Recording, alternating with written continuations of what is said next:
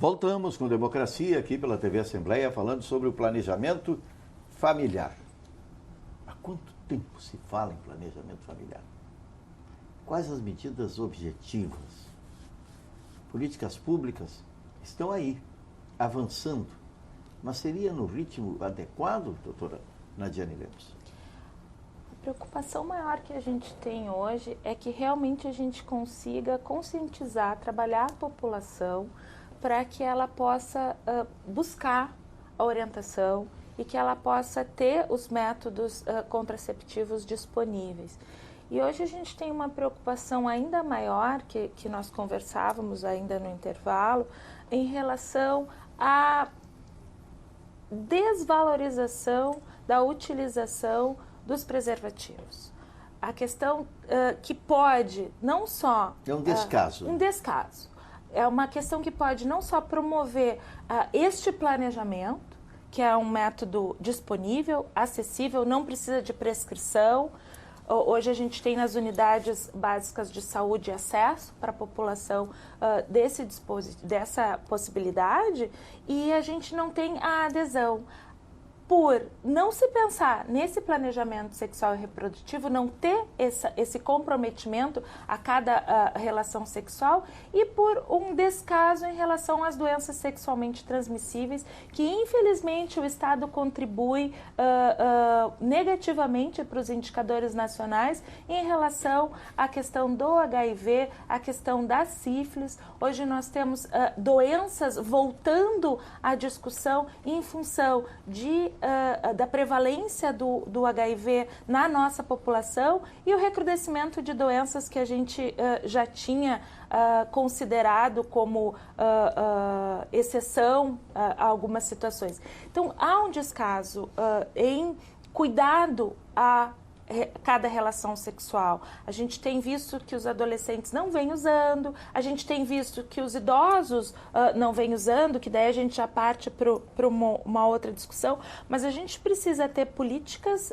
públicas que possam ter este enfrentamento na prevenção de doenças e na prevenção e promoção da saúde deste casal, de usuários jovens do nosso sistema, com acesso e com orientação. Se não houver um trabalho de conscientização exaustivo, para a população principalmente mais vulnerável, que é a que não acessa muitas vezes o sistema por dificuldades pessoais ou por dificuldades que muitas vezes o sistema se impõe em algumas regiões, mas que a gente possa levar de uma forma educativa as orientações para planejamento sexual e reprodutivo para dentro dos lares, para dentro das escolas, trabalhando principalmente com adolescentes, pré-adolescentes, para que a gente consiga ter uma conscientização para o tema. Esse trabalho de conscientização passa pela publicidade, pela propaganda, mas deve passar também pela escola, pela família, por entidades. Como realizar um trabalho tão transversal? Nós temos políticas transversais dentro da Secretaria Estadual de Saúde, então é uma temática que passa a política de DSTA, de saúde da mulher, saúde do homem, saúde do adolescente, criança, atenção básica, diversidades, que trabalha com a população indígena, população do campo, população negra, enfim, a gente tem trabalhado intersetorialmente, não só dentro das políticas, dentro da Secretaria de Saúde, mas com as outras secretarias de Estado, e a ideia é que sim, a gente possa ter trabalhos de promoção dessa saúde, de orientação, não só do ponto de vista publicitário, mas que as políticas comunitárias, os agentes que nós promovemos de saúde possam estar levando isso. Nós temos no mês de março as atividades também alusivas à mulher pelo 8 de março, onde a gente exaustivamente trabalha com essa temática. Nós temos ações do gabinete da primeira-dama voltados a isso. Nós temos o Primeira Infância Melhor, que é um programa que trabalha não só a criança nos seus primeiros anos de vida, mas a família e principalmente as mulheres e homens em idade reprodutiva, que a gente tem que incidir. Então, os programas, eles estão aí, a gente precisa disponibilizar acesso para a população e precisa, sim, de ações de todas as instâncias e a parceria do governo com as instituições privadas, as demais instituições, para que a gente possa realmente levar isso para uma discussão ampla. O planejamento sexual e reprodutivo é uma ação prioritária, porque nós só vamos constituir uma população saudável e poder se preocupar com o envelhecimento dessa população se efetivamente a gente constituir uma população no modelo e nas perspectivas que a gente pode buscar. Essa situação difícil do Rio Grande do Sul, mencionada agora, existem correntes no Estado que afirmam que ela se dá, em termos de estatística, porque existe no Rio Grande do Sul maior conscientização de notificações. E, consequentemente, uma maior incidência de notificação. Esse quadro é verdadeiro? Eu acho que a notificação é bastante rigorosa no Estado e pode ser responsável por uma parte desses números. O preservativo, como ele não é um dos métodos considerados de maior eficácia contraceptiva, fica um pouco de lado pela população que esquece que ele faz um método de segurança, que a gente costuma enfatizar muito para adolescente, porque adolescente começa a usar pílula, é uma usuária irregular no início, né? Esquece muitos comprimidos. E se o preservativo está associado, ele não tem só a função de proteger da doença sexualmente transmissível, mas como fazer uma segurança adicional do ponto de vista de contracepção. E pela facilidade do uso, pela facilidade de acesso, a gente gostaria que realmente ele estivesse sendo mais empregado do que se observa aqui no Sul. O grande problema aí que eu vejo atrás disso tudo se chama prazer. Tem um outro mito que o preservativo tira o prazer, né? Mas só que esse prazer momentâneo pode levar a muito desprazer para o resto da vida, né? E isso não é... Hoje tem preservativos com uma qualidade melhor, que garante tudo isso. Mas, na verdade, a gente vive hoje sob a égide do prazer.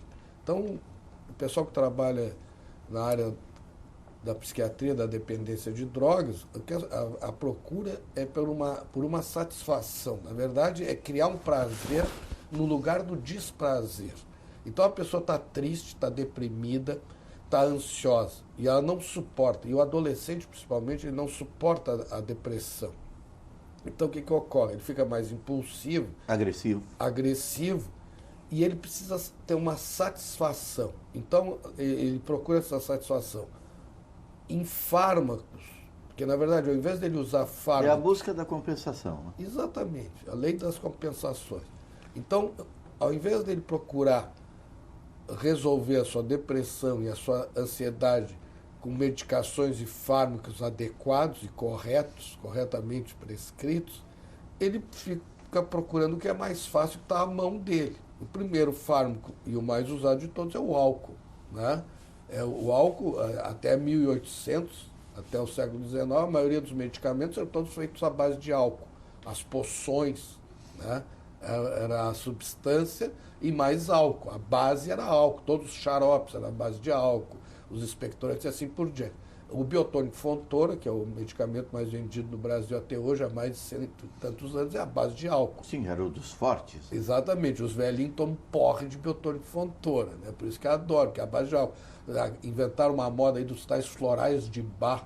Ah, é ótimo, os florais de Bach, claro, é a base de álcool, né? É uma maravilha, né?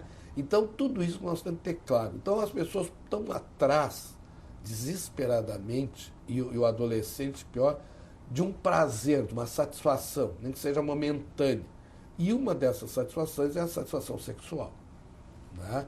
Então, é isso que nós temos que ter a clareza, entendeu? De estar se dando conta disso, diagnosticando esse problema nesses adolescentes, né? E a escola é a grande área. E nós temos, sim, o serviço de notificação no Rio Grande do Sul, que eu acho que é o melhor do Brasil em todas as áreas, sem dúvida nenhuma. No entanto, nós temos o diagnóstico, mas a partir desse diagnóstico nós temos que ter o tratamento. Então, o que ocorre? Diante desse quadro, as pessoas procuram as drogas. Muitas vezes nem as drogas resolvem isso. E muitas vezes elas tentam suicídio. Então nós temos hoje 30% das gestantes usuárias de drogas com tentativas de suicídio. 30%. É um percentual muito alto também.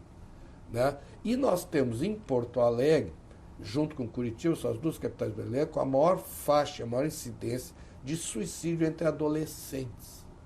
Né? Então, todos esses... E são capitais muito parecidas, com perfis assemelhados. Não é? Na miscigenação, no status social, não é? Na etnia. Na etnia. Né? Então, tudo isso, nós temos que resolver isso. Nós temos esse diagnóstico, nós sabemos, nós temos os instrumentos, então agora está na hora da gente... Inclusive, temos recursos para isso, recursos do Ministério da Saúde, recursos diretos, não requer recursos próprios, né, porque a gente sabe da situação que nós estamos vivendo com cortes, etc. Né? Então, o que a gente tem que fazer? Não basta nós ficar só denunciando, né, toda essa questão. Tá? Doutora, uma pergunta. Na área médica tão vital, o que pode ser cortado? Eu acho difícil cortar alguma coisa. Tinha que Pois ser é. adicionado, não Pois cortado. é o que eu né? pergunto. Mas eu acho Porque que a gente agora tem, com as mas dificuldades já não mas tem... o pior não são os cortes. O pior é não uso dos recursos disponíveis e que muitas vezes, vergonhosamente, são devolvidos. Devolvidos, são Isso é uma vergonha. Isso é uma vergonha. Né? É por falta de projetos. Dá um outro programa porque é uma questão de gestão, é ausência Exatamente, de planejamento, de não projeto é só falta de recursos, e é falta incapacidade de execução. Exatamente, de fazer os projetos, e muitas vezes os projetos que existem são boicotados, né? Então nós tivemos aí situações... Interna e externamente. Olha, é vergonhoso na área da saúde, principalmente áreas para pesquisa que não são usadas. Isso e tem tão uma palavra definidora. Desídia. Desumanidade. Nós tivemos esse problema com os implantes, não foi, né, Jane? Porto Alegre. Porto Alegre, foi o município. especificamente, foi pelo Devolveu. município. Sim, nós tivemos É vergonhoso. uma leva de implantes que era para ser utilizada justamente numa população de vulnerabilidade, que eram adolescentes da Restinga e que acabaram, por entraves políticas e religiosas, não sendo aproveitados. Nós acabamos recebendo esses implantes lá no hospital para fins de pesquisa, enfim. Então, realmente, acho que a gente tem que, talvez, ampliar a discussão do planejamento familiar para as esferas representativas, né, das políticas públicas e que se possa fazer isso de uma maneira destituída de preconceitos em relação à anticoncepção. Né? Realmente, não é o médico, não é o gestor público que vai definir o momento em que aquela menina inicia a sua vida sexual. Claro que é importante um trabalho em relação a isso, mas, pelo contrário, que se essa menina iniciar a vida sexual precocemente, que ela possa estar protegida de uma gravidez indesejada. E para isso a gente tem que estar sem preconceitos em relação ao tema. Né? Acho que isso é fundamental. Nós acreditamos que sim, como saúde da mulher, a gente está muito preocupado com a questão de que, independente de qualquer caráter que se dê da discussão religiosa, pessoal, não temos este poder, não é? Nem como médicos, nem como serviço de saúde, nem como gestão pública, de definir quando vai se ampliar aquela família, vai se preparar para e preservar do livre-arbítrio. Exatamente, né? Isso sim, mas nós consideramos que hoje o que a nossa sociedade precisa, o que a nossa população precisa, os nossos usuários, é de orientação. Para ter uma decisão adequada, sabendo de riscos e benefícios, como a gente colocou a questão assim, o prazer momentâneo pode muitas vezes ser maravilhoso, mas se desdobrar em desagrados por muito tempo. Então, a nossa perspectiva é que realmente a gente consiga trazer a discussão para os meios possíveis dentro da saúde pública e utilizando os nossos colegas das demais secretarias, enfim, para que a gente possa orientar quanto à prevenção, quanto aos cuidados. Vou trazer uma discussão polêmica aqui, quero que a Nadiane me ajude. Eu sei que já houve uma discussão da distribuição do preservativo nas escolas. Evoluiu alguma coisa em relação a esse processo? Eu sei que houve um entrave também de que se tivesse disponível preservativos nas escolas públicas, para que o adolescente não precisasse se deslocar até o posto de saúde para retirar esses dispositivos. Deve ter ocorrido alguma reação fundamentalista. É uma retomada que a gente tem feito agora, em função da nova gestão, enfim, da que a gente possa retomar algumas situações, mas essa é uma discussão ampla, principalmente pela oposição das famílias em fazer a disponibilização nas escolas, imaginando que a oferta possa despertar No estímulo. como estímulo aos mesma coisa adolescentes. que a vacina, né? A vacina O estímulo já existe, né? Então, a vacina feita para as meninas, né? Do HPV. Do HPV, né? Que muita gente foi contra porque é estimular.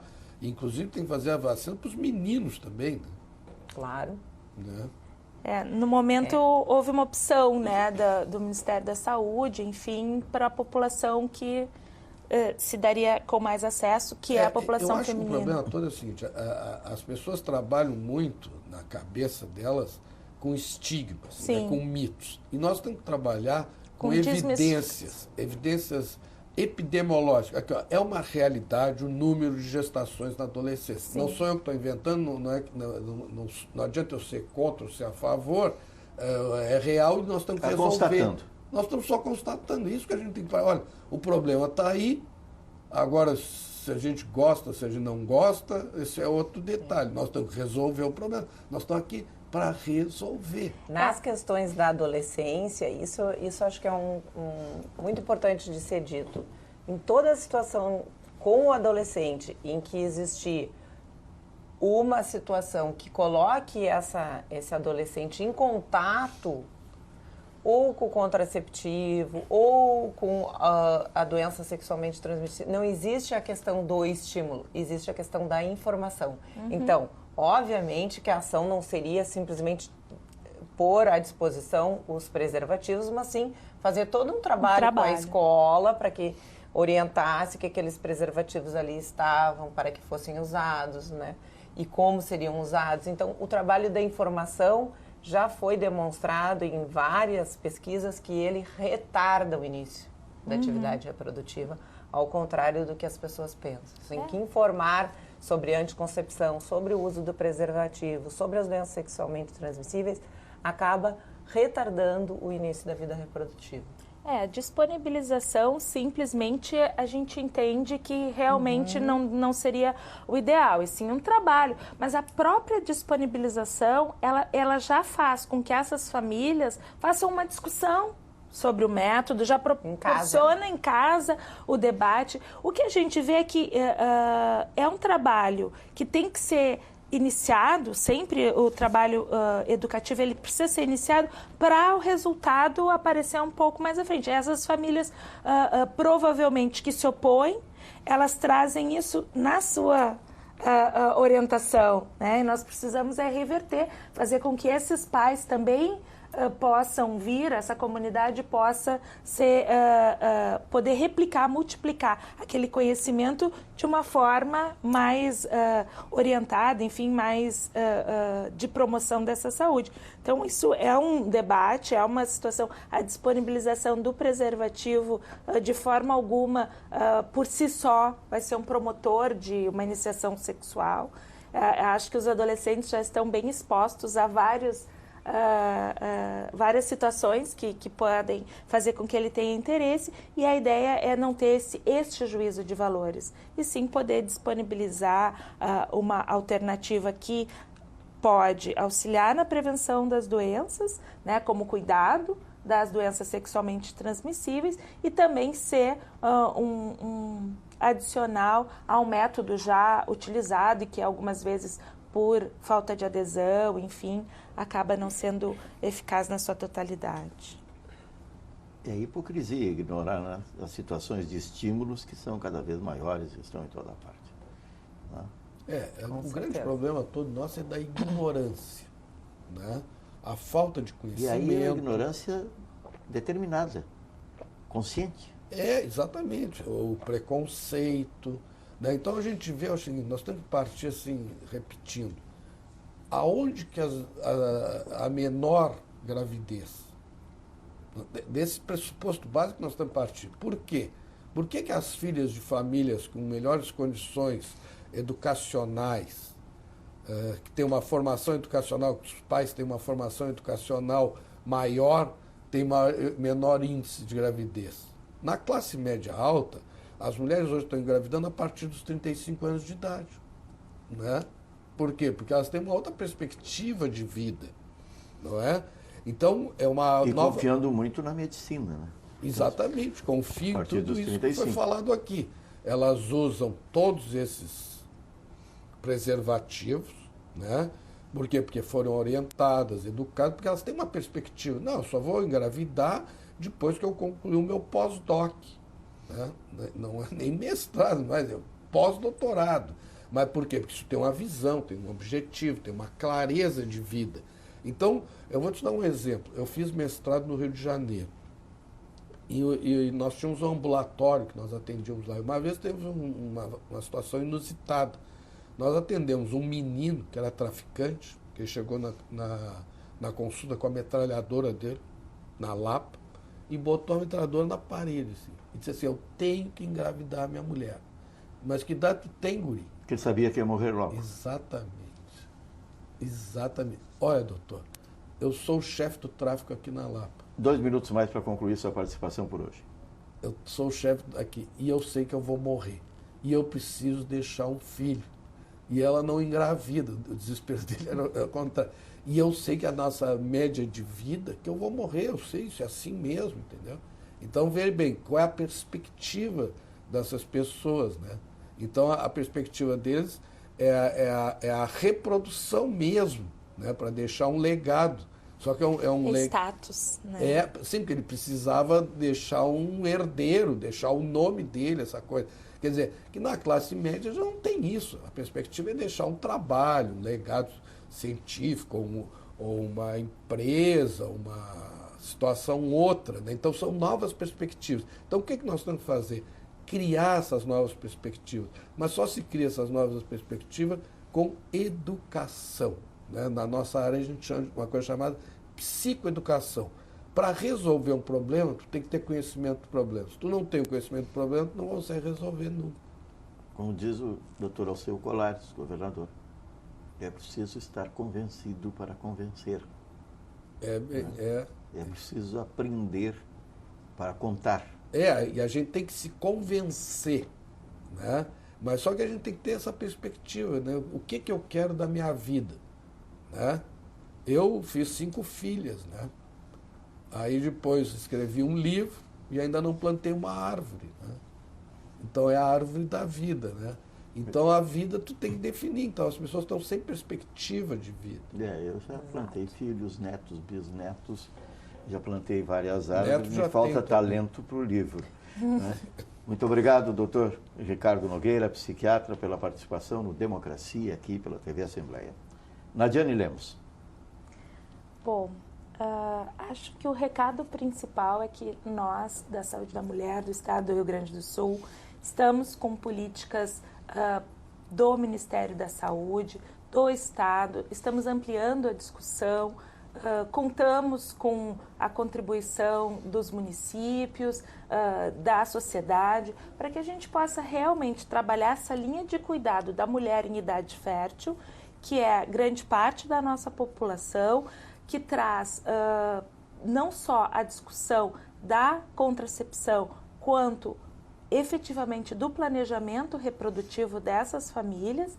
Então, nós gostaríamos de ampliar a nossa linha, poder estar discutindo essa linha com a sociedade, poder ter os pares para que a gente consiga construir este trabalho de uma forma efetiva e que a gente, dentro de cada região, respeitando as especificidades, a gente falou nas especificidades da capital, mas a gente tenha a repercussão disso no estado como um todo, populações que têm menos acesso a serviços de educação, de saúde, que a gente faça essa promoção, faça o resgate dessa sociedade, que a gente faça o resgate daquele indivíduo que está com difícil acesso pessoal, individual ou na situação coletiva, para que essas políticas não só existam, mas que elas efetivamente possam ser implantadas e implementadas no território do Estado com conhecimento daquilo que a gente está trabalhando, que é a questão de planejar, de promover saúde